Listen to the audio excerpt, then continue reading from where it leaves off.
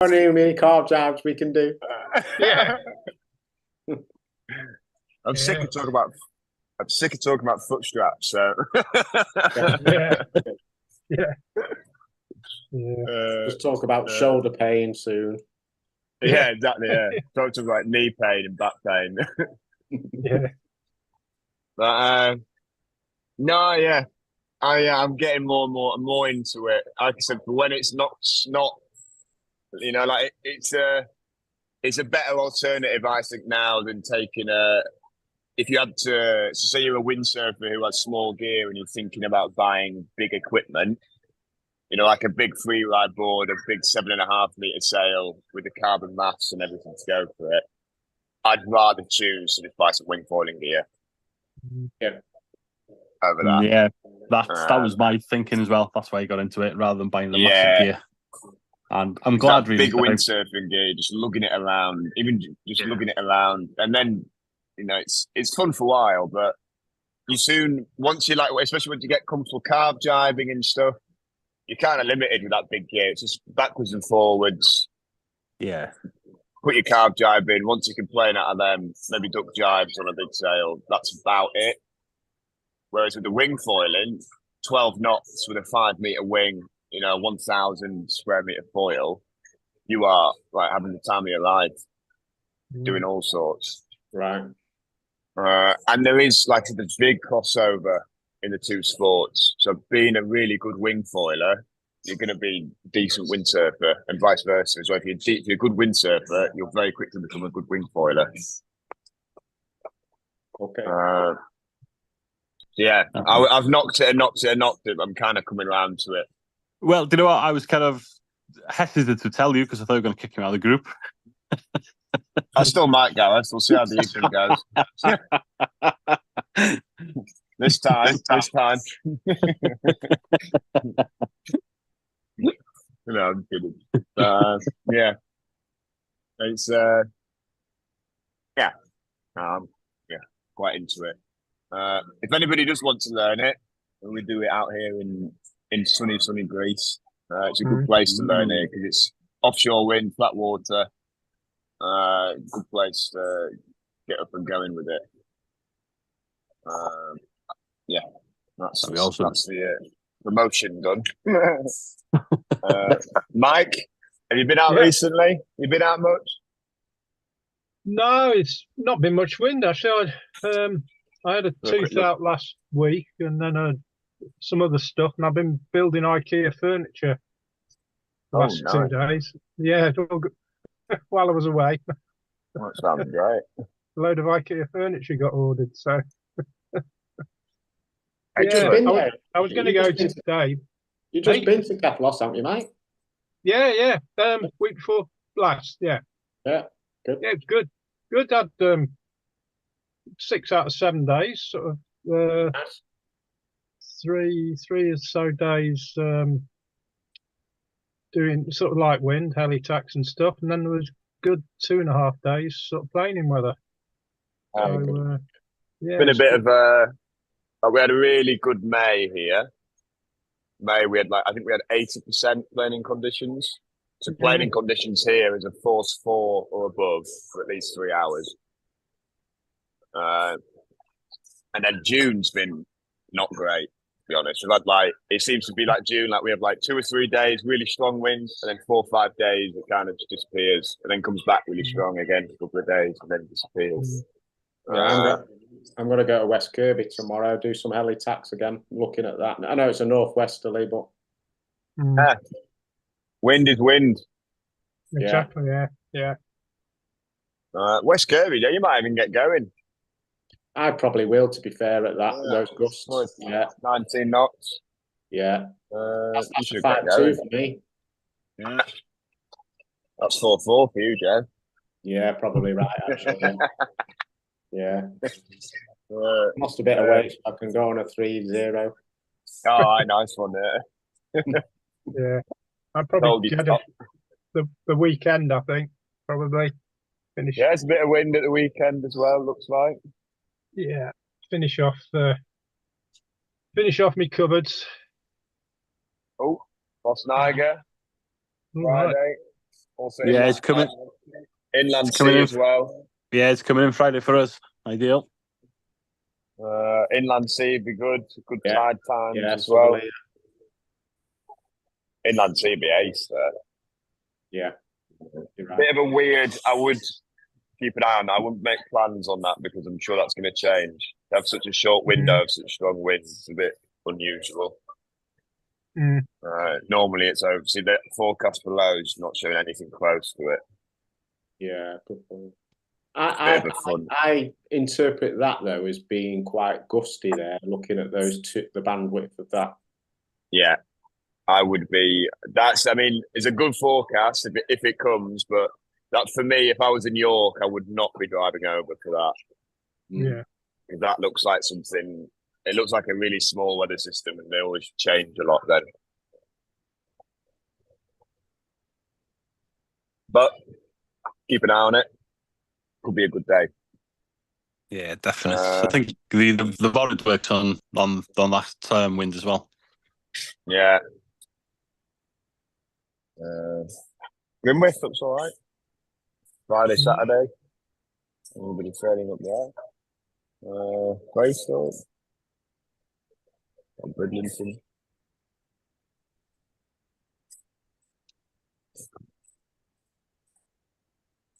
Ants. Nothing. Yeah. Oh well. What's it Anyway. been like in Kefaloss, Solid, last week? We just had we had 2 days, just 2 Oh. days now. It blew its tits off yesterday. No. It was so strong. I was on a 4-8 and I was, we have the markers for the boats. Yeah. We have the line of 4 boys on each side, and we have 2 boys, probably about 200 meters, 150 meters off the beach. Yeah. I was sailing inside them on my 4-8, and I was overpowered. Blimey. It was so strong. It was good. I mean, I had fun. For the guests, it's too much. We had a better day today. Like for the guests, it was good. Like 6-meter weather, 6.5s were out. Everybody was just blasting. Like really westerly today. It's like really like cross offshore. Okay. Today was a good day. Looks like tomorrow will be a good day. Day after, there's 1 or 2 days where it goes down a bit, and then it's coming back quite strong again. So we should be on for. I've got a clinic starts Wednesday. And when, yeah. Just seen Mr. Barlow, Dave Barlow's just arrived. Rocked up today. Yeah, they were sharing some details. Yeah, it's staying on the front, isn't it? Yeah. Yeah, nice little place on the front of the shop. Yeah. Yeah, I hope you get the weather. You what, Joe? I'm saying I hope you get the weather. I'm not there till September. Yeah. I'm still on for September, so yeah. Nice one. What were you going to say something then, Mike? No, I really enjoyed my week the other week. Yeah, it was good. Good company and really relaxing. Did some decent windsurfing, I think. I enjoyed it. So, yeah, look forward to looking September. Good, mate.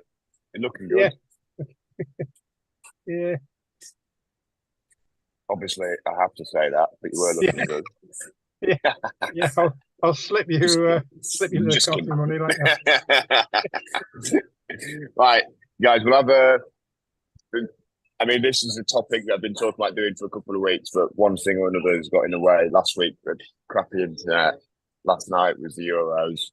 I mean, it's for people really that are either learning the footstraps, or you see it quite a lot as people. They say they're choosing not to use one of the foot straps. It's normally the back foot strap. They say, I don't like to go in it because it's, it doesn't feel quite right or something. There is no reason to not use both foot straps. It's always beneficial to be in both. The reason people either struggle with it to get into, especially the back one, or when they're learning it, it takes a long time to learn it. 99% of the time is because they wait too long to go to them.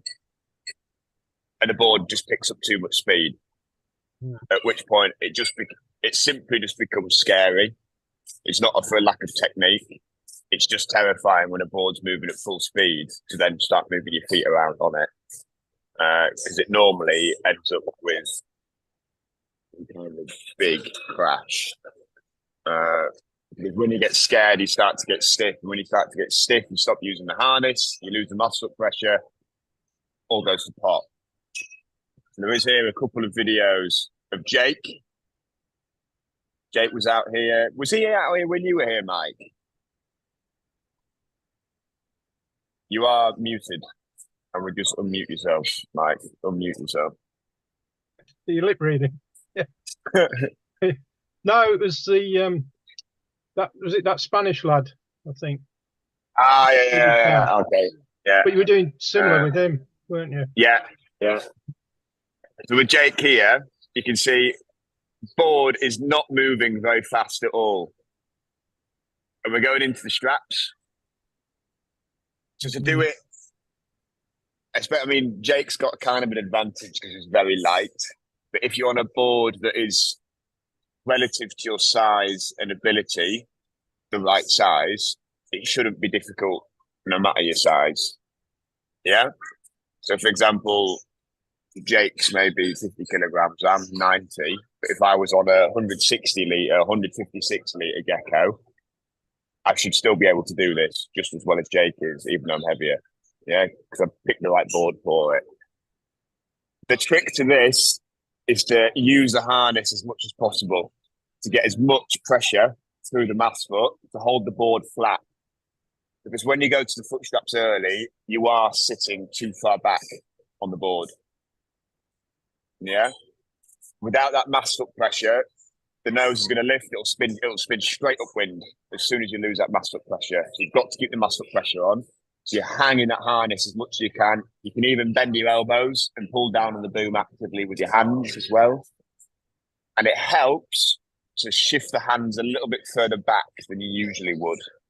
That helps keep the sail forwards, which keeps you going in a straight line or even slightly downwind. It can be quite common that if you have the hands in the usual place, that also pulls the sail too far back because you're too far back on the board. Lots of muscle pressure into the front foot strap and then straight onto the toes. Just make sure the sound's on. Straight onto your toes once you're into that front foot strap. And you bend the front leg to keep the weight forwards. There, Jake, bending the front leg. And then into his back strap. Once into the back strap, again, straight onto the toes, hang in the harness, keep the sail forwards. And at that point, you just wait and you let the wind start to pull you onto the plane. As the wind's pulling you onto the plane, you stay on the toes to drive the board downwind. He starts to go here. He stays on the toes, Board starts to release there. Now he's off. Yeah? The board started planing and he doesn't have to worry about getting into the foot straps. Lo and behold, he's already in them. Yeah? Like I said, this is for me, is the best way to teach people to learn to use the foot straps. Because A, it drills good technique. B, there's much less chance of big nasty crashes. A lot of instructors kind of normalize catapults like it's some kind of holy grail that you have to do at some point.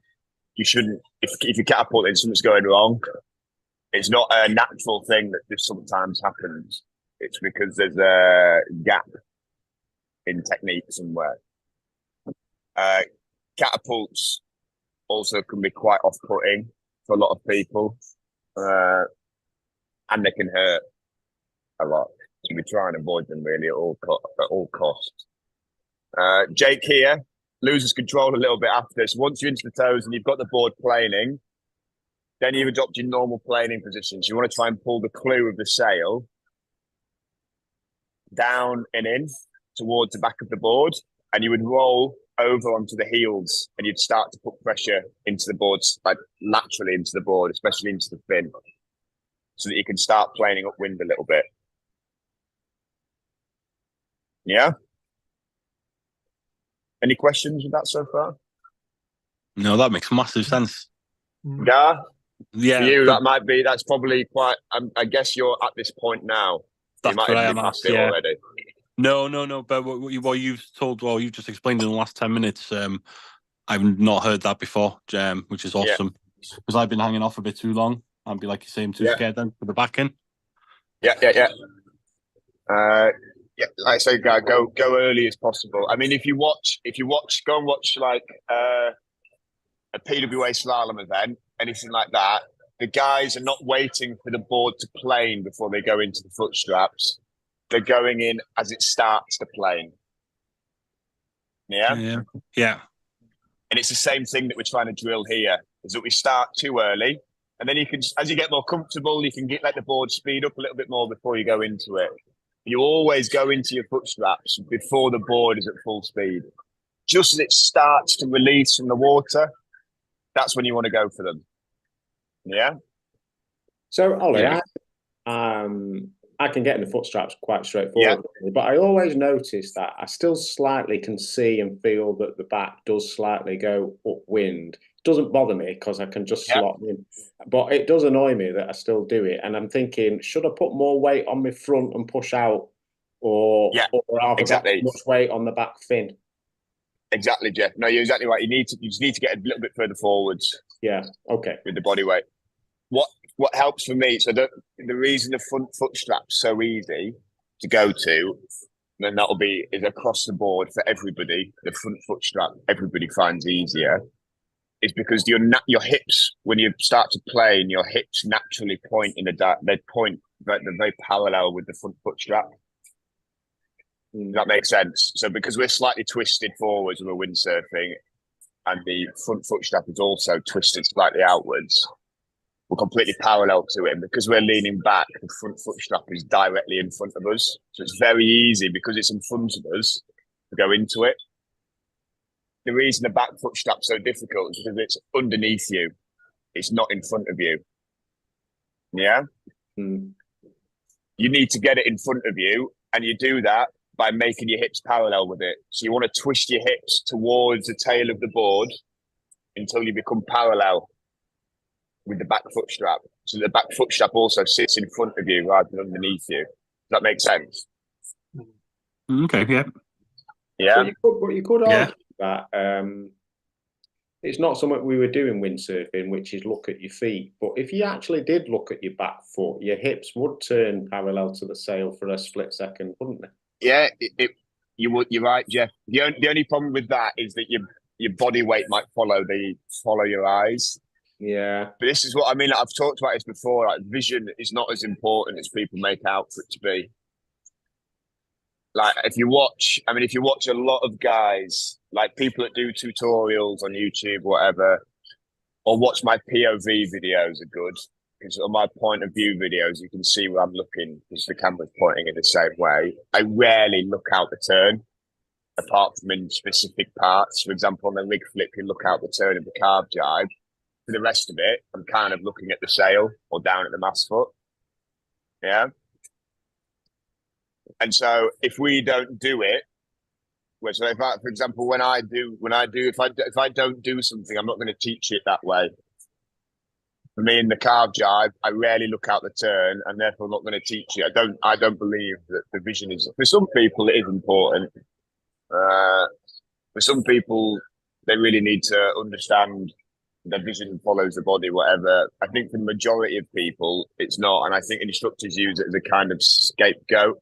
If they don't know what else to say, they'll just say, vision.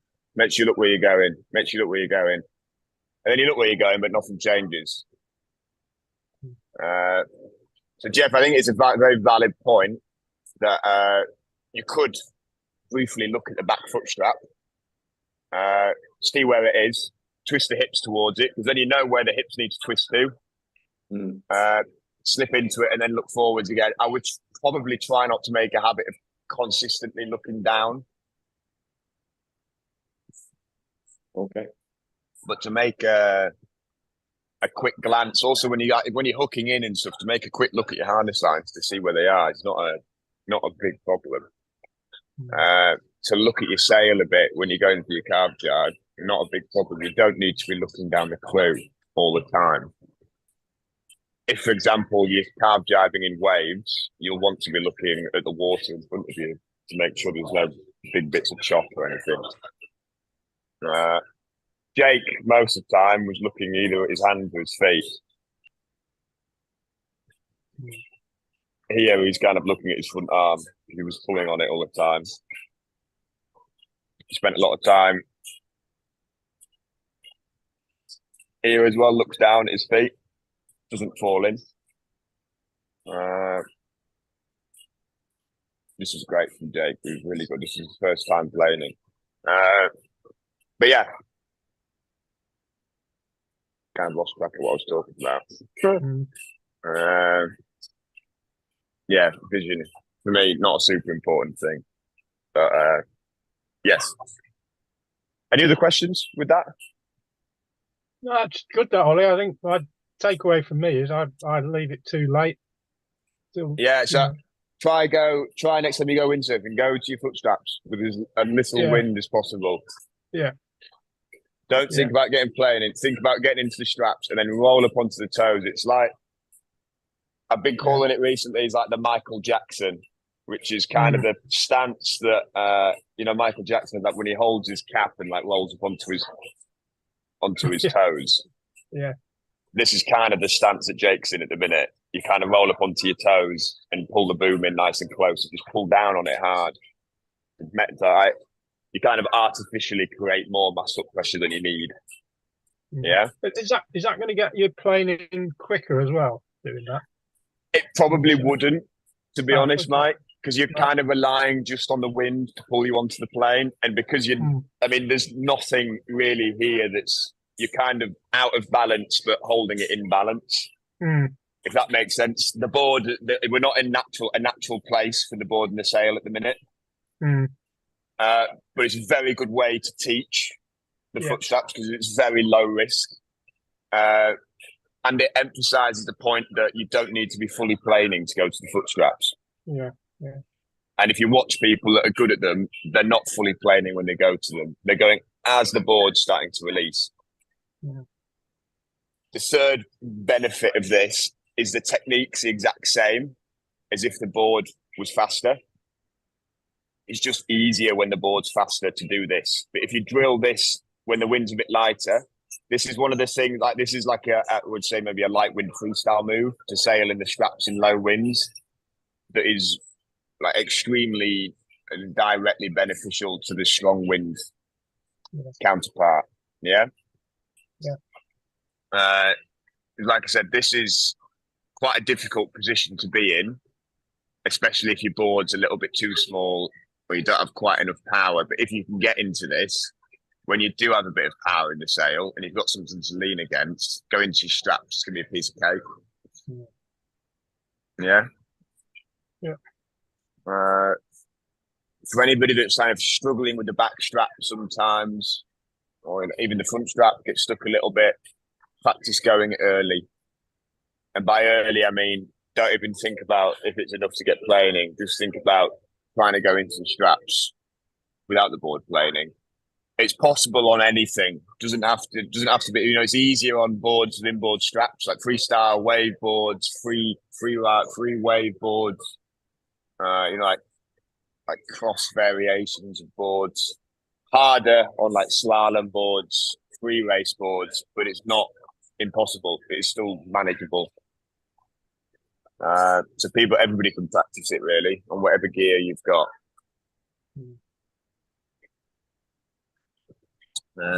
Yeah. I think that was made sense. Yeah, massively. Yeah.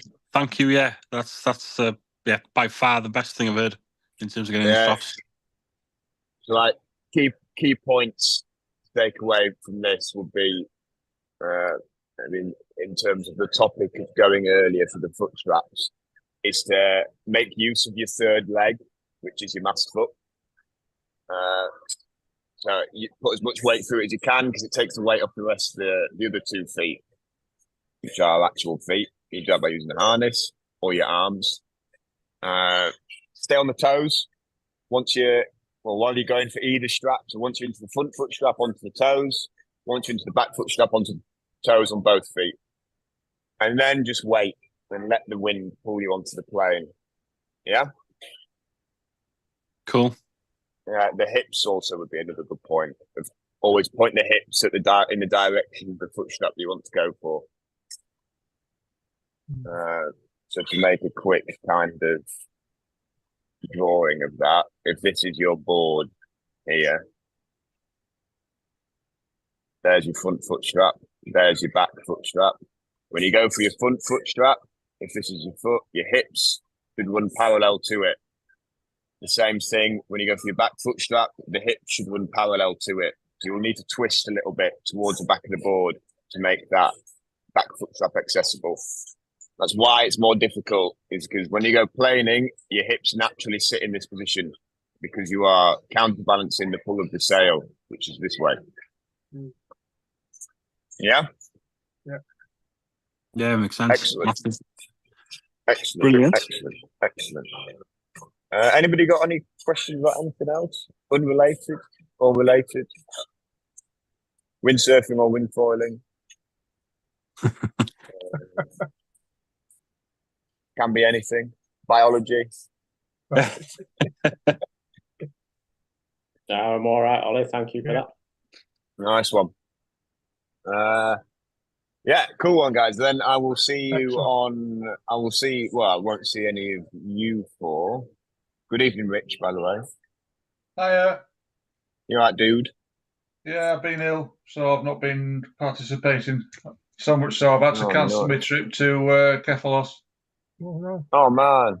So I'll have to try and get some technique off you some other time. Yeah. Get some. We'll see if we can get some pictures and videos found. Yeah. I've only been out once since Grimwith, back at the beginning of April, and I gave myself a huge dead leg, so all my left leg went black.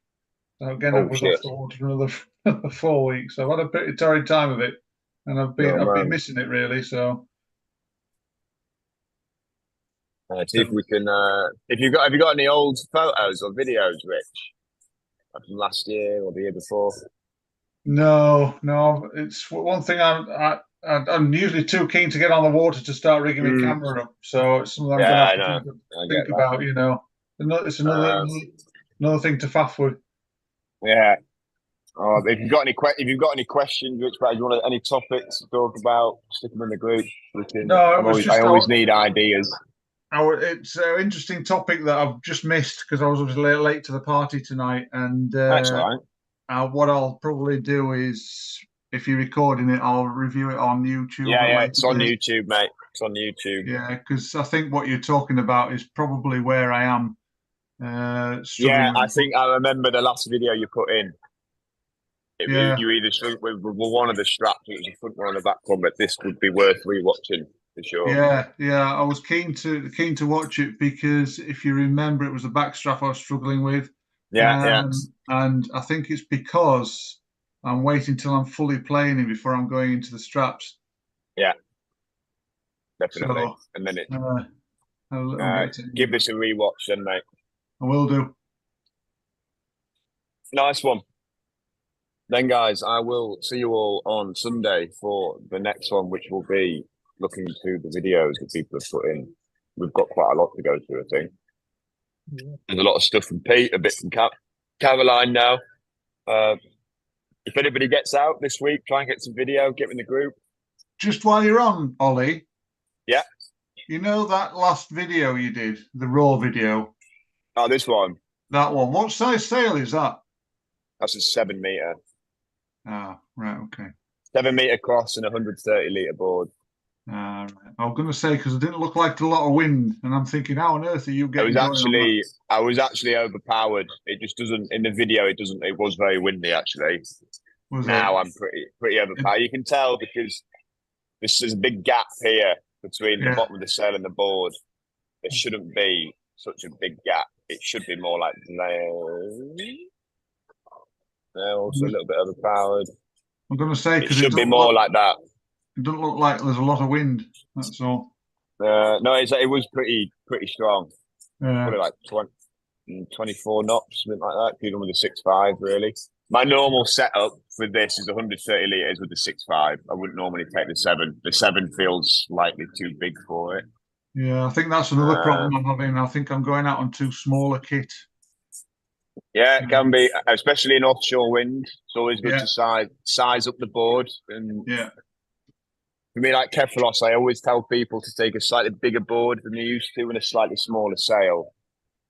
Right. And this is something worth talking about very fast, actually, because I'll just get a white screen on the background. But basically, it's because, let's say, for example, you have, let's say, a day in Kefaloss where it's gusting 25 knots. So it's good then 6 meter weather, 25 knots, yeah. But the lull is only 12 knots. So there's some gaps in the wind where it's 12 knots, yeah. Right. And I've got a guy coming up to me saying, I'm thinking about taking a 120 litre free ride board and a 6.5. I would instead tell him to take the 6 metre and 135 litre board, because the 6 metre in the gust is going to be more manageable. The 6.5 might be a little bit too much. He might still be able to manage the 6.5, but when he hits that lull, the difference between the 6 and the 6.5 ain't going to mean shit.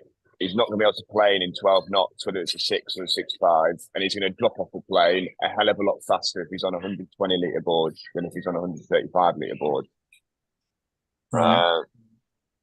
The advantage, same like Freystorp in a westerly with Kefaloss, if the water's flat, a big board doesn't really make that much difference unless it's absolutely howling.